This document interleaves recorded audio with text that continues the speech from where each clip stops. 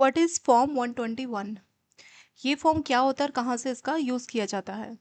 दोस्तों पहले क्या होता था कि जैसे अगर एज 60 तक हो और 60 के बाद है, ठीक है, अप टू 60 ईयर्स है तो 15G फॉर्म यूज़ होता था, और 60 प्लस है तो 15H का फॉर्म यूज़ होता था। ये फॉर्म किस लिए यूज़ किया जाता था?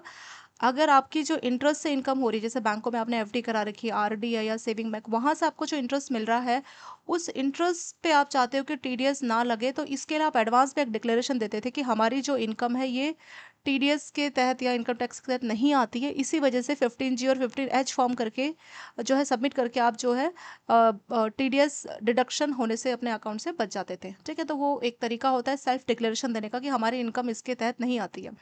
लेकिन 1 अप्रैल 2026 से इसी 15G और 15H को हटा दिया गया है और फिर एक नया फॉर्म लाया गया जिसका नाम है फॉर्म 121। तो फॉर्म 121 एक सेल्फ डिक्लेरेशन फॉर्म है। इसमें कोई एज लिमिट नहीं है, ऐसा नहीं कि 60 वालों के लिए अलग है, 60 प्लस के लिए अलग है, ऐसा कोई सिस्टम नहीं है। सबके लिए कॉमन फॉर्म है, फॉर ऑल, सबके लिए एक कॉमन फॉर्म है जिसका नाम रखा गया फॉर्म 121। तो इस फॉर्म 121 को अगर आपने देखा होगा तो इसमें हर टाइप की इनकम पूछते हैं, चाहे आपकी स्पेसिफिक बैंक की इनकम है, किसी दूसरे बैंक से इनकम है, कोई रेंटल इनकम है, तो सारी इनकम का डिक्लेरेशन इस सिंगल फॉर्म में दिया जाता है। तो इसका पर्पस वही होता है कि स्पेशली जो आप इंटरेस्ट कमा रहे हैं तो उस इंटरेस्ट पे आपका टीडीएस ना लगे, उसको अवॉइड करने के लिए। पर्पस सेम है, बस फॉर्म का नाम चेंज कर दिया गया है, जो कि आपका फॉर्म 121।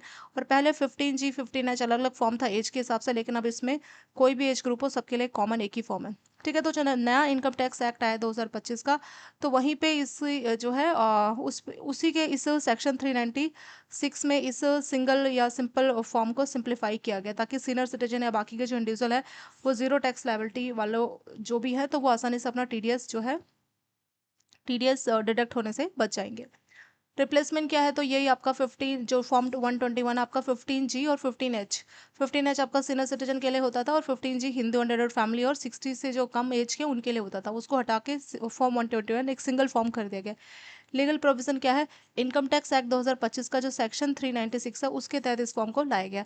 एलिजिबिलिटी क्या होगी? रेजिडेंट इंडिविजुअल, चाहे वो सीनियर सिटीजन क्यों ना हो, हिंदू अनवर्डेड फैमिली जिनकी टोटल टैक्स लायबिलिटी नहीं है, यानी उनको कुछ भी टैक्स या टीडीएस के लिए वो एप्लीकेबल नहीं है, तो उनके ऊपर ये फॉर्म एप्लीकेबल होगा।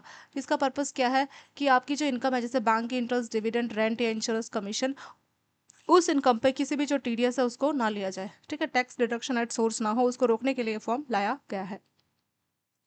तो दोस्तों नया है तो इसमें से क्वेश्चंस पूछ सकते हैं आपके एग्जाम में।